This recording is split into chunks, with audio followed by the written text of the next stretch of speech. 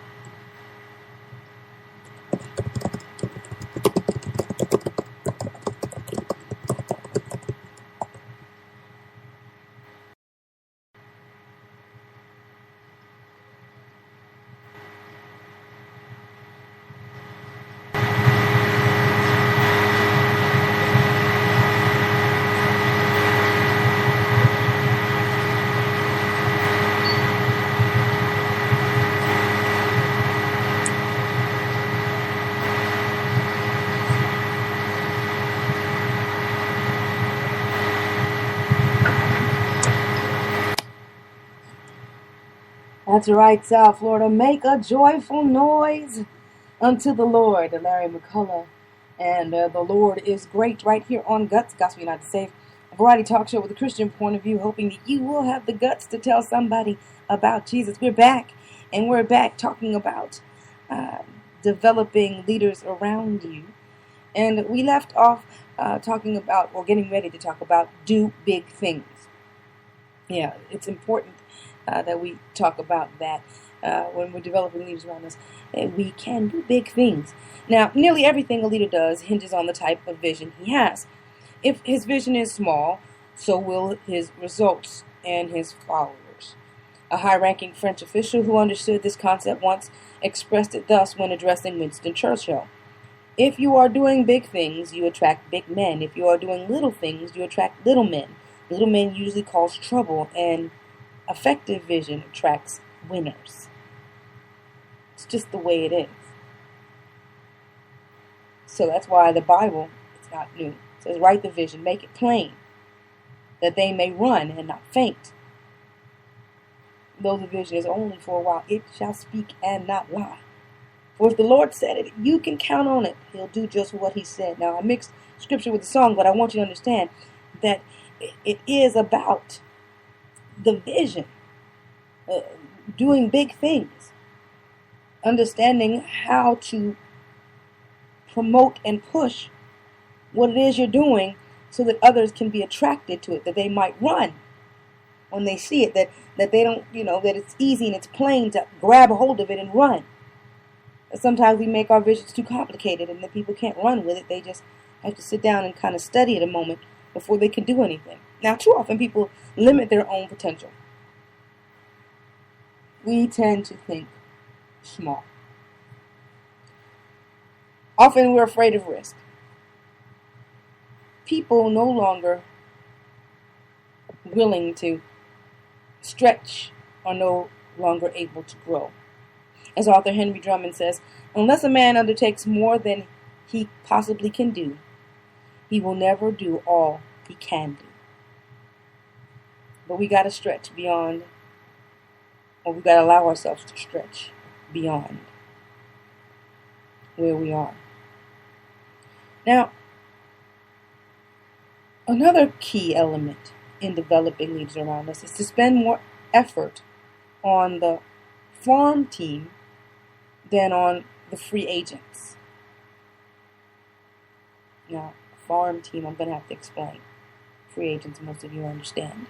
Once a leader has a vision, he needs to build a team to carry it out. Now, where does he find winners? It's not easy. In fact, most winners are made, not found. In Major League Baseball, teams generally recruit players in one of two ways. They either bring players up from their own minor league farm teams or go outside the organization in search of free agents. Time after time, baseball fans have seen their teams bring in expensive free agents with the expectation of winning a World Series. Time after time, they are disappointed. Now, the farm team method involves bringing in the best undeveloped players who can be found and allowing them to start with the organization at their own level. They are coached and developed. Their managers and coaches discover their strengths and weaknesses and find the right positions for them. The players gain experience and have an opportunity to bring up their level of play. If their performance is good enough, they get promoted to the major league team. Now, the vast majority of leadership in our organization is recruited and promoted from within. It hasn't always been easy, but there are tremendous advantages in using the farm team method. The first is that you already know the individual's character and attitude. When you interview somebody on the outside, you take a risk. You have to base a hiring decision on what the potential employee and the recommendations tell you. Job descriptions on a resume address skills, not character. Most employers agree that character and attitude are the most important factors in hiring a new employee. Skills can always be taught. The second advantage is that a person promoted from within already knows the organization and its people. A successful employee who is considered for promotion has already caught the leader's vision.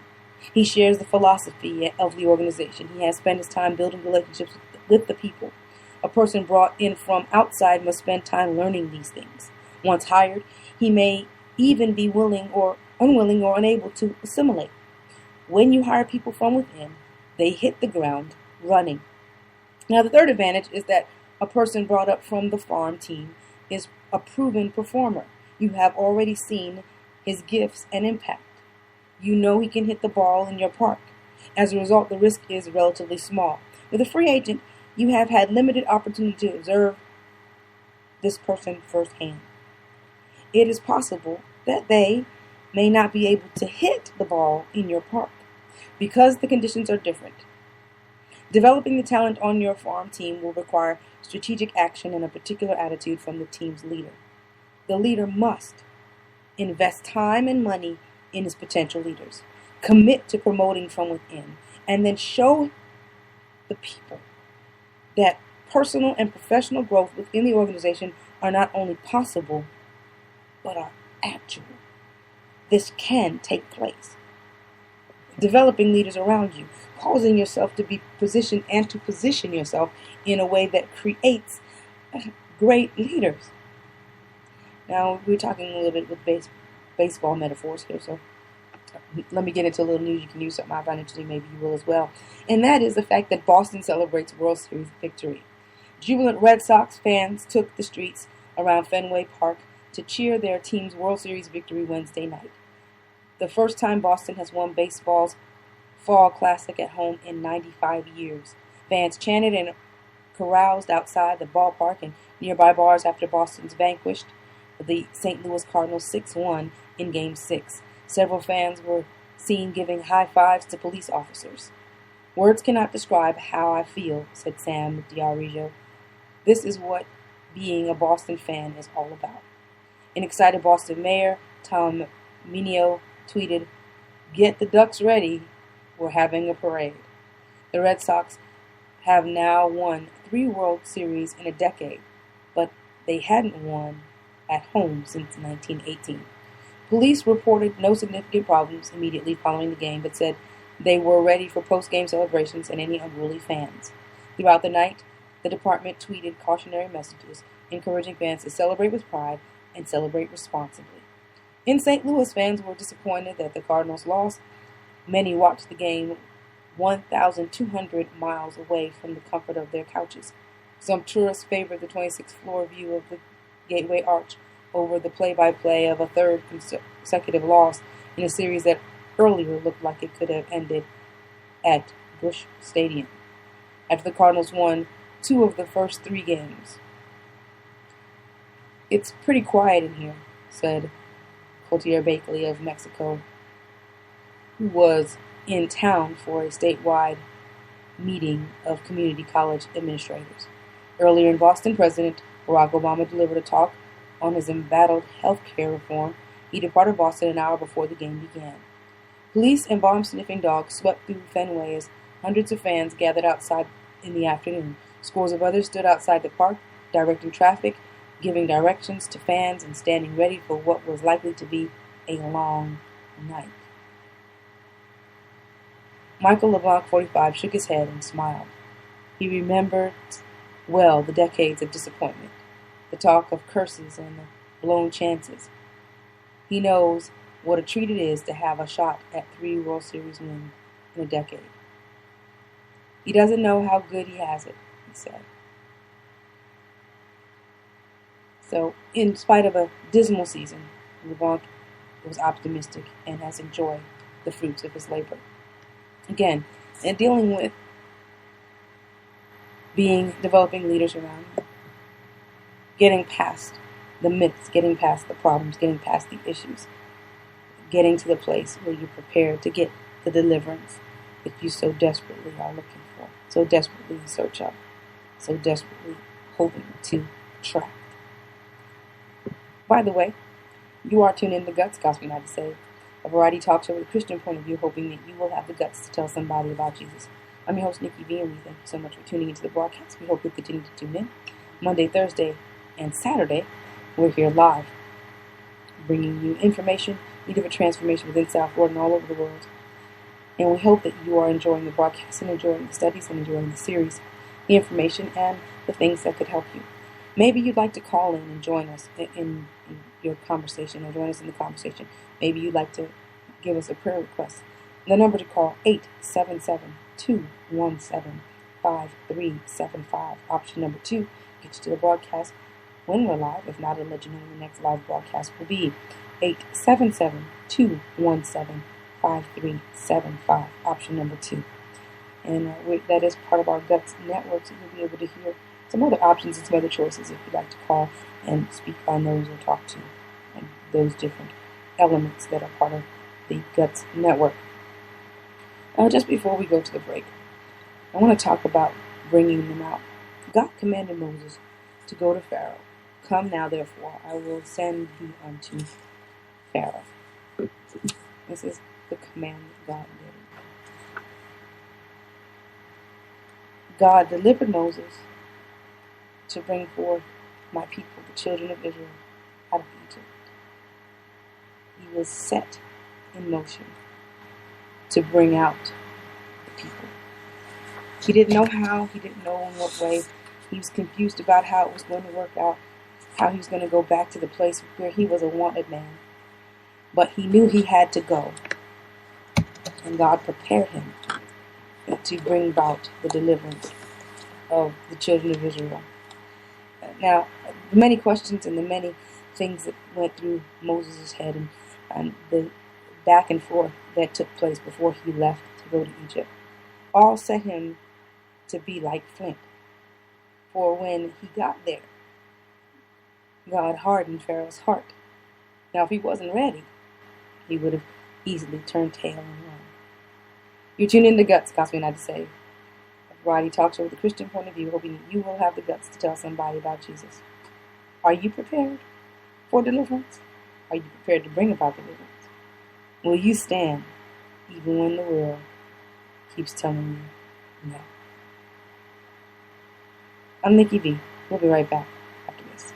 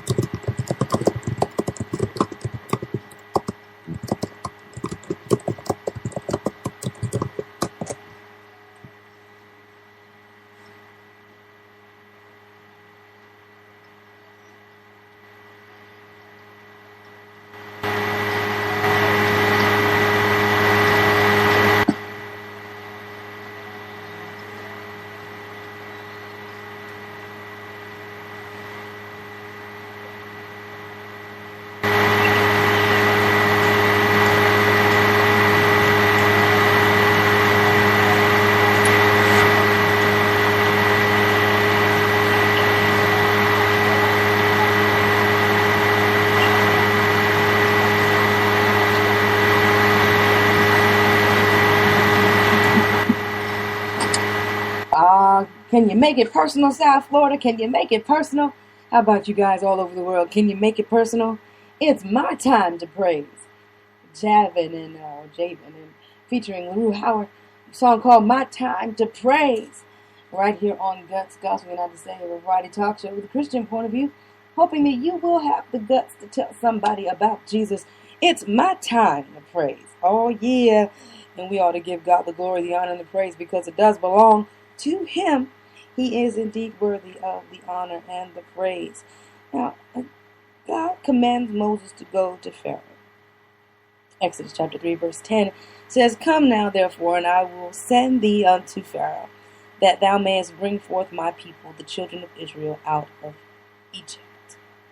Now, the current Pharaoh, king of Egypt, did not know Joseph or care that the Israelites had saved Egypt from famine. He saw the proliferation of Joseph's descendants in his land as a threat to Egypt's national security. So he ordered their destruction. God commanded Moses to go to Pharaoh and lead the Israelites out of Egypt. This passage is filled with action. The verbs come, lekha, send, shalach, and bring or lead out, yasa, denote movement and a sense of urgency in God's command to Moses. Now the verb now, atah, at the beginning of the passage expresses the immediacy of God's command. God expected Moses to go to Pharaoh immediately, without any further delay. Stop hemming and hawing, stop making excuses, stop trying to find out how, why, when, where, and try to be an investigative reporter. And now I need you to go. I need you to go ahead and head on out. The time is getting short and we need you to move. And sometimes God is talking to us and we're trying to get all these assurances and all these, but when we ought to just know He's with us. God says, I'm with you. I'm with you. I'm not going to leave you. I'm not going to leave you comfortless. I'm not going to leave you abandoned. I'm with you. You just step out on my go and I'll make the rest of the way. You step out on my sin and I'll provide the rest of the way. For where there is a vision, there is provision.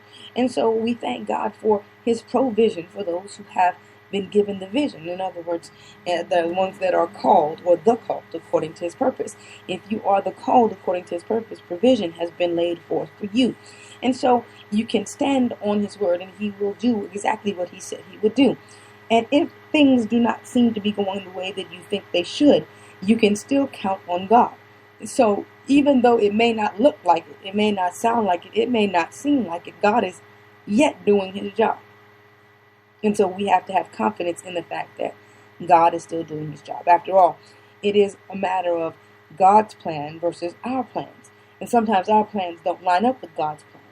It doesn't look like how we want it to look because our plan looks a little different from how God plans things, because God can see things from a different perspective than us.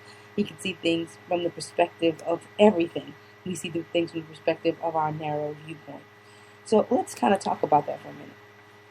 God's commands are not always in line with our way of pursuing life.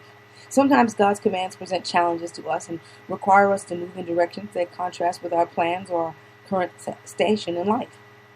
In this series that we're talking about, preparation for deliverance, we see Moses giving a command that must have been far from any plans Moses had had for the future. But they were God's plans for him and beyond what Moses could have imagined, beyond what Moses could have thought, beyond what Moses could have expressed as his plan for what he wanted to do, because he was running from Egypt. And now he's going to go to Egypt to bring about the deliverance of a people that he understood he probably should be delivering, but just didn't know how. Didn't know how it was going to happen. And of course, as all good people have, Moses had objections, just like we would have objections. Because when it doesn't seem to line up with our plan, we have objections to God's plan. But we have to let our will take a second seat or a back seat. We have to let God have the override over our will. That we would not have objections, and that we would learn from the history that God's right. But I know that sometimes we don't know the history, so we don't know how to override our own will, that God's will might take place in our life. Now, real quick, just before we get into our next transition, make difficult decisions. this is part of developing leaders around you, and it really lines up with the fact that we're at this point of decision for Moses, so I wanted to kind of go there. Make difficult decisions. Now, Willard C. Butch, chairman of the Chase Manhattan Corporation, was once given some advice by Marion Folsom, then a top Eastman Kodak Company executive. Bill, you're going to find that 95% of all the decisions you'll ever make in your career could be made as well by a reasonably intelligent high school sophomore, but they'll pay you for the other 5%. Some of the toughest decisions a leader faces concern poor performers. Great leaders make smart choices concerning them. A leader who does not effectively handle them will hurt 1. The organization's ability to achieve its purpose. 2. The morale of top performers. 3. His own credibility. And 4. The low performer's self-image and potential effectiveness. Now, to discover the proper course concerning a poor performer, a leader needs to ask himself, should this person be trained, transferred, or terminated? Now, the answer will determine the appropriate course of action. You have to come up with, when you're looking at people and what they're doing and how it works and the tough decisions that you have to make. Can the person that you're looking at be trained, transferred, or terminated? Now, if low performance is due to poor or undeveloped skills, this calls for training. Likewise, training can often benefit an employee needing to be taught the organization's philosophy or vision. Training is often the most positive of solutions because it invests in the employee. It is also more economical to improve a current employee than to start a new person from scratch. Sometimes an employee is a low performer because he is expected to perform a job that does not match his gifts and abilities. If the employee has a good attitude and a desire to succeed, he can be transferred to a position matching his gifts. There, the employee may flourish. The leader may flourish. The team player may flourish. Now, terminating an employee is by far the most difficult of the tough decisions a leader faces. It is also one of the most important decisions that a leader may have to make. In fact, removing poor performers from an organization is as important as finding good ones. Terminating a poor performer benefits the organization and everyone in it. It also gives the former employee the opportunity to reevaluate his potential and find the place and position where he or she can be a winner. Tough decisions, hard to make. After all, no one wants to put anybody out. Everybody wants to be a blessing. So how do we do that? How do we keep somebody? We can't. If someone cannot be trained and cannot be transferred, then they must be terminated. And we think that's cruel in Christianity. And of course, when we're talking about volunteer jobs, really terminate somebody? Who gonna fill that position? It may be better to have that position open until you can get the right person to fill it than to fill it hastily and have it be a mark on the organization. We don't think of it that way. We want to make sure that there's a person in every position, that there's someone there. But are they effective? Is it really doing what it has to do?